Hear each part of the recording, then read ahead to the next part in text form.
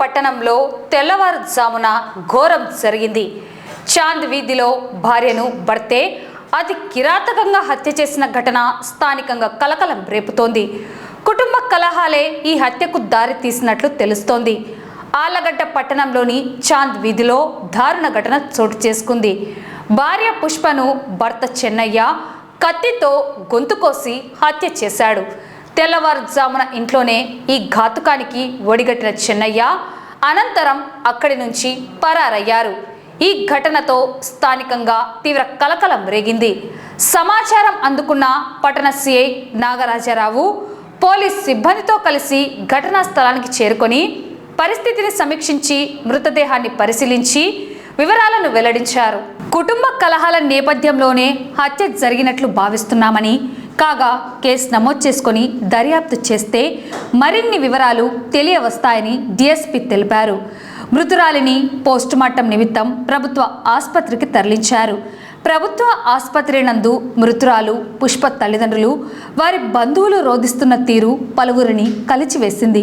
తమ కూతురిని హత్య చేసిన చెన్నయ్యపై కఠిన చర్యలు తీసుకోవాలని వారు రోధిస్తూ మీడియాకు తెలిపారు.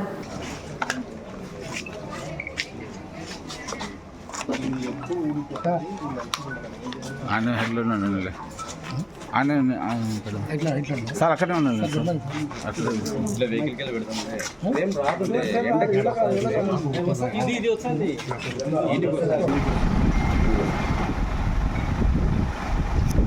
సార్ వీళ్ళేనా సార్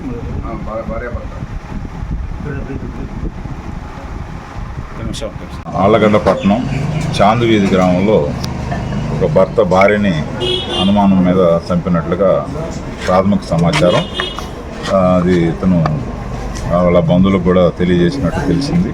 ఇంకా పూర్తి వివరాలు రావాలి. వాళ్ళ యొక్క మిత్రాల యొక్క బంధువులు రావాల్సింది. పూర్తి వివరాలు చెప్తాం. అమ్మాయి పేరు పుష్పలత, ఇతను వెంకట చెన్నయ్య అని చెప్పేసి ఇద్దరు 1.5 years నుంచి ఇక్కడ అద్దెంట్లో ఉంటూ ఇక్కడ ఫ్రూట్ మండీలో పనిచేస్తూ ఉంటున్నారు, జీవనం సాగిస్తున్నారు. ఇద్దరు భార్యాభర్తల మధ్య తగాదాల వలన భార్యని గొంతు కోసి చంపినట్లుగా ప్రాథమిక సమాచారం. పూర్తి వివరాలు తెలియవచ్చు. ఇద్దరు పిల్లలు ఈరోజు ఎర్లీ మార్నింగ్ పిల్లలు బయటికి వెళ్ళినట్టున్నారు. ఇద్దరు పిల్లలు.